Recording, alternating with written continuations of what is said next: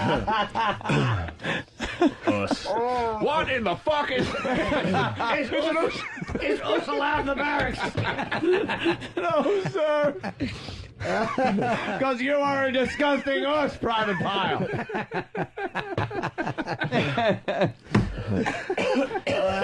Here's the rest of that clip. I will see somebody with a martial arts gi bag, and I'll say to them, us, and they will bow and say, us, and I feel I'm home. This is family. That's what it means to me. It's chivalry. It's valor. It's knights of the round table. Yeah. I like that. I like that. Yeah. That was fantastic. I got the chills when you said all that. Yeah, you know why you're getting your chills? Yes, sir. Because it's cold in here. Oh, are you cold? 1 second. Hold on. You cold? Where'd you go? Well, this is a radio show. Is that your cape? Is that... Where'd you get him? What did you... Well, I mean, we're doing it's a radio show, and then Bo decides he's going to stand up and let 10 seconds of dead air go by while he puts a cape on Grandmaster Banks like he's James Brown. The old fella just need a sweater. Would you us me? I us me so hard. That's just automatic, guys. I'm sorry. I shouldn't have done that. Let's go to Marie in automatic. Florida. Marie in Florida, what's up? Good Hey guys, I got a black belt in Taekwondo on the Upper West Side at West Side Taekwondo from Masters Sonny and Junny Wong, and I have never heard of us in my entire life. You don't sound like a black belt. What does a black belt sound like exactly? A man. A man? I can whoop your ass. So what? Notice I don't deny it. Could you really? Probably give me a beat. How long have you been taking karate? I don't take karate. I told you, Taekwondo. Whatever. Chop, chop, judo. Here you go. Kick. Right. How long have you been taking the martial arts? I started when I was 35. I'm now 45. 35 you started. 10 years, that's us. Oh, what happened? What happened that... I used to fight in tournaments, and I used to win against much younger women. And I did an international tournament and in Colorado Springs. All right, hold on. Won. So you started when you were 35. When you were 34, 2 Negroes in an elevator? Yeah, I was trying to figure out what happened to her that made her get into Taekwondo at 35. Well, you live in Manhattan and you walk around by yourself at night. You think about, and it's true. You feel better at night walking around if you know that you can at least protect yourself. Yeah, because when that gun comes out, boy, that Taekwondo comes in handy. Yeah, maybe I was in better shape. I could at least run a little faster. Well, but you never heard ignorant. That's what they have to say. You never heard of the us though? Never heard of the us. What's No. the us? If I did that to my masters, they would be like, "Hello, are you feeling okay?" Us. Can I add something? Yeah. Yes, you can. Can I get a us? See you later. What? I'm sorry. 1 second. Hello, Taekwondo. Hi. How are you? Good. How are you? Thank you. That is a Japanese word, and you take a Korean style. How do you say thank you in Korean? How do you say thank you? Yes. Obrigado. No, that's not Korean, my dear. That's Japanese. No, obrigado. Obrigado. That's Brazilian. I know it is. Believe Mr. me. Roboto. Por favor. So wait, I'm sorry. You've taken a Korean style. You're a black belt, and yet you don't know how to say thank you. The most common word used in any martial art. That's right. To give respect to the teacher, you say respect. Thank you. You say. You know about Kamsahamnida? You know about that? That's it. Well, I just asked you. You didn't give me the answer. That's right. Kamsahamnida. Dome arigato, Mr. Roboto. Domo. Anyway, we are all homos. Us to you too.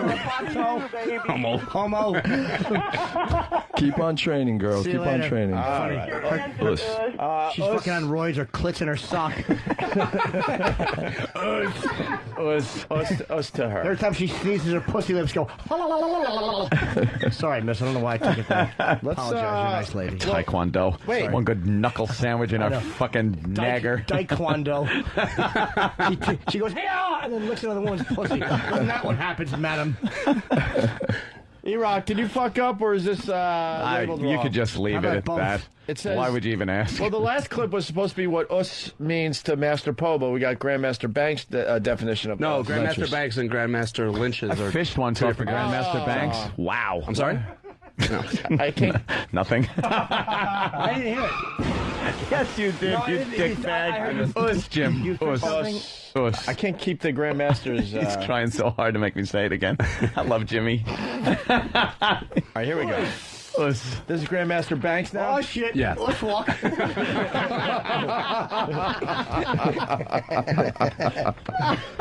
Yeah, this is now Grandmaster Brooks.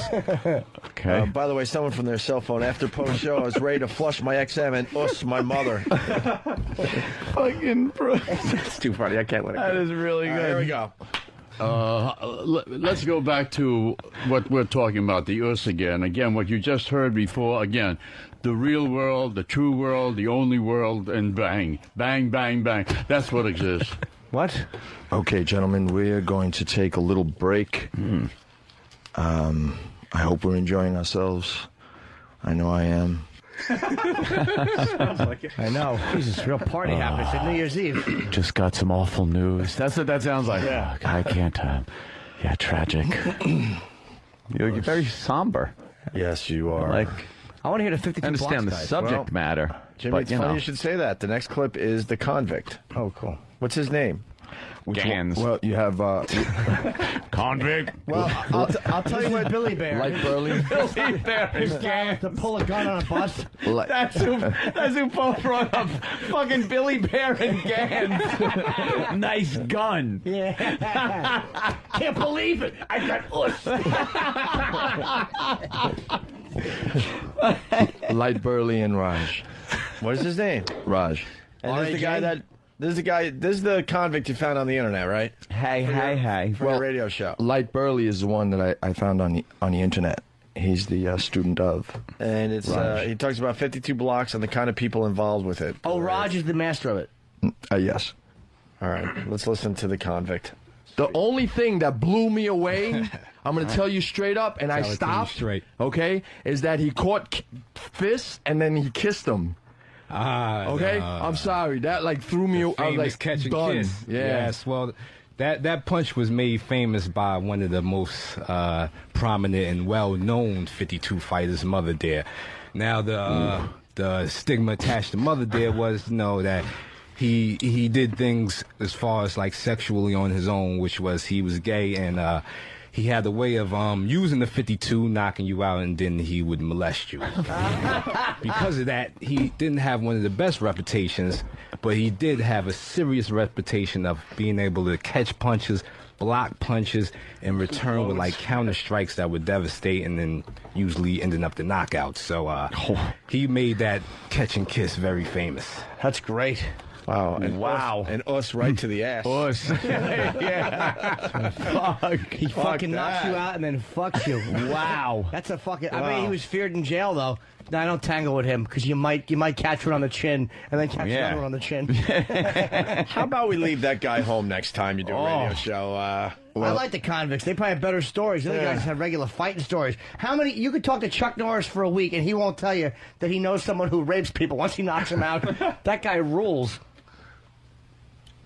Wow. How did I just stop the show? How did I ruin everything? Just trying to have fun. Jimmy, I'll tell you why. I'll tell you why, because I think we all were just thinking of what you just said. Getting knocked out and then fucked in the us is not something any of us want to think about too long. Well, that guy is no longer in jail. He's dead. Who is? The gay guy. Yeah. Did he die of the HIV? He died. No, he died. They took care of him. Oh, he got killed? He fucked the wrong guy? He hurt too many people. Oh, really? He died of a bad us. Got the us in the yard. What was he in jail for? Oh, I have no idea. I don't know anything about him. What was he in jail for? Punching people and fucking them in the ass, probably. I know. Imagine that was how he was on good behavior. He did worse shit on the outside. Traffic violation, unpaid parking tickets. He gets in there and starts fucking everybody. He pushes everybody with his fucking elbow and rapes them. That would be fucking insane. Oh my God. There was a lawyer with a speeding ticket he never paid. Let's say hi to fan in quotes number 4 to post show. All right, let's listen to this. Let me have Master Stone. Master Stone. Oh, Master Stoney. Evening, gentlemen. I'm sorry, Master Stoney. Two quick things. I really look up to what you're doing here, Poe. Great. I appreciate that you come out here and talk to us about martial arts. I also study martial arts just like you. Us. Not you. Frank Us. They're part of the O&A crew. It's okay. It's all good. It's like an us. Frunkus is like, when they say frunkus, it's like saying us. Oh, wait a minute. Let me... Really? Oh, that's Frunkus. Not at all. Frunkus. You're just like us. Us. That's what he's trying to say with this show. That's great. All right, and finally, Poe talks about road rage. All right. Everyone has this idea of pushing out their ego and wearing an S on their shirt. You know, we should all try to handle a situation with respect. If you were brought up with respect and you have the power of the mind, you have the ability to foresee what can happen. You have no idea if that guy has a gun in his pocket, if he has a knife in his pocket, or if he has a gang of 50 guys waiting in his Volkswagen, which that's not going to happen. But what I'm saying is that, you know, there's no reason for us to approach the circus, Poe. 50 guys in a Volkswagen. You have no idea if he has a bearded lady or a bear on a bicycle riding in a circle. You don't know if he has the world's fattest woman or fucking a fetus in a jar of alcohol. Yeah, almighty. That was the worst example. 50 guys in his Volkswagen. Yeah. Couldn't he be a bus driver? Yeah, let's go back to this. What I'm saying is that, you know, there's no reason for us to approach people. First of all, don't ever approach anyone. You don't stay in arm's distance. You stay at least 5 to 10 feet away from someone. Okay. You got to understand something, that it is so scary out there, and if someone cuts you off, hey, no big deal. All right, roll down the window. All right, buddy, have a nice day. Okay, all good. I'm glad you're in a rush to go somewhere, but there's no reason to get out of the car and take a bat to these guys. There's no reason at all. How do you find in yourself that patience to deal with that, though? See, that's the thing. You train in the martial arts, and it gives you that patience because you learn a discipline with the respect that you have of your instructors and your masters and your grandmasters.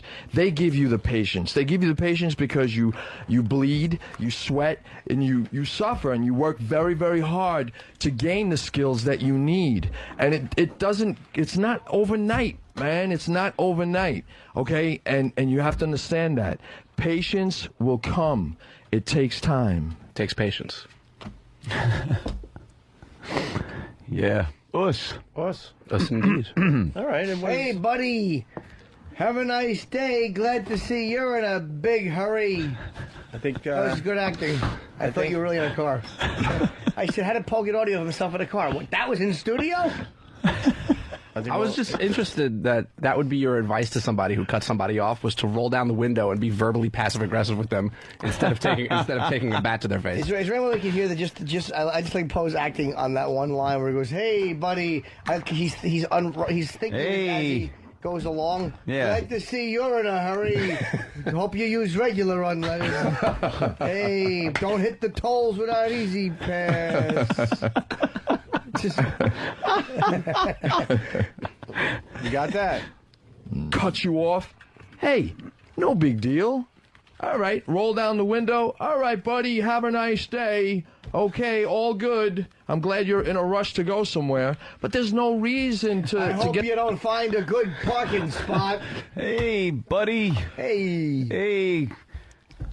Use the blinker. Yeah, hey, friend, get a boat. About the worst things you can possibly say to somebody. My mother's a cunt. Has more dignity than fucking, hey, buddy, here's your hat. What's your hurry? I'd rather yell out the window, pull out your cock and I'll suck it, fella. And, hey, friend. Hey, there are no strangers, only friends we haven't met yet. Slow down, buy gas. This is the worst improv I've ever heard. Here's the last track. This is God. Post-show ending. This is how it ended. Oh, boy. That was, well, it was quiet. 1 second, sir. Got it? 1 second, sir. I have to say it because I know if I give me 1 second, sir. Masterpo at masterpose.com. Send me in your letters. I want to know everything about you. And Saturday Night Virus. It's over, Johnny. See, but then, but then the actual beauty of that was Eric kept telling him in his talk back that we bought him 5 more minutes. So after the show was over and I'd put my jacket on and left, he decided to do a radio show for another 6.5 minutes. Holy shit. He wasn't listening to the time cues, so he switched his headphones to program so he couldn't hear anything we were doing. Show ends and he just kept going. No. Yeah, I thought the show, because he told me I had more time. And I talked you didn't about notice when the audience was getting ready and leaving? I don't know about I don't know about anyone else, but I have got to listen to an arena show. I think. I think we'll give. I'll just burn your copy of that one, please. I think we'll give you another show as long as you invite a lot of convicts in next time. I think it should be a second arena show. Us. If Paul would do it. Us. Thank you. It would be my honor. So why don't you guys like man hug or something now? Nah, I don't think that's. I think you're going to be seeing that kind of ussing. I'll tell you what. That's just us, dude. Totally us. Hold on, I got to get something out of my us. Oh no, here it comes. No, I don't think this could be a risky one. Yeah, force that. Oh my god! Damn. No, yeah. Turtling. You almost ussed yourself. Oh, you fucking. There's nothing worse than when the log pokes out like it's a fucking unlaughing. Like fucking pokes. Hey, it's Ruth Buzzy after a fire. Goldie Log. All right, give me the. All right, you earned a crash. You jumped on that one too. You can almost see your log's little hands holding the thing, going hello, and then it goes back in behind the colon. All right, line of the day brought to you by BowDogFantasy.net. Thank you, Poe. Free live scoring stats, bios, and news that will help you win big this season in fantasy football. They're whispering. All good? Yep. All Poe, could you please get my Uscalade? Yeah, back to reality, pal. I was wondering how you're going to do that one today. Yes, of course. Hit the bricks, master. All right, can I just one? Sure. Yes, Danny, I want to shake your hand. That's all at BowDogFantasy.net. To be honest, Poe, I just want to. I'm not. Look. I understand. I'll, out of respect, just to squash any problems around here. That's fine. But I have just know that I have a huge problem shaking the hand of a man who wrote a letter to try to get me in some trouble. So it would be kind of hypocritical of me to do that. Once again, I have to say that goes against the whole martial arts thing. I think with the codes and the respect and all that. At the time, I was angry, and that's something that you don't just go, "Hey, I'm fella, apologizing. I'm writing a letter. Hey, pal." I just couldn't go home happy with myself if I shook your hand about You guys, wait a minute. You guys got to give Paul a break on this one thing. You're putting him in a world with just corporate, and you want him to be a gentleman and not react the way he reacts, which is through savagery. The way he would normally have handled that is a biting. I mean, That's I how he understand. handles things. I get it, Jim. But if it was like a one-time deal, like that would be fine. But I mean, not for nothing. But this is like at least the third time I can count. So third time, sorry, I just can't. I've blown up on you. No, that you've had to write letters to bosses. I mean, that's all right. You know what? No, I'm not about to get into another screaming match. It's just my personal opinion. Let's keep I this think as it's unnecessary. Let's keep this as a cliffhanger. That's no fine. handshake. That's fine. Geez. No handshake. I can't do it. But you can rip his throat out if you like. No more. Yeah, no more corporate Gonna nonsense. bust your Guitar Hero hand. That's what I'll do. Oh, I got Rock Band waiting for me. All right. I'll do it the way I know how. Us. Oh, he ussed. You give him an us back. That's better than a shake. Why don't you just present your us? Everyone present. Everyone show their us. Us. All right, Enough about the us. Here's a runner-up us. It's not a German or Japanese film. The Charmin would come in much handier at the end of the movie for cleanup. 2 girls, 1 roll. Goodbye, Mr. Whipple. Goodbye. Oh, good riddance, motherfucker. Communist. Make sure you Google Hitler balloon today. Yes. Fucking pinko. It's happening. Hitler balloon is happening. What happened? Mr. Whipple. Oh no, an emergency alert. Why is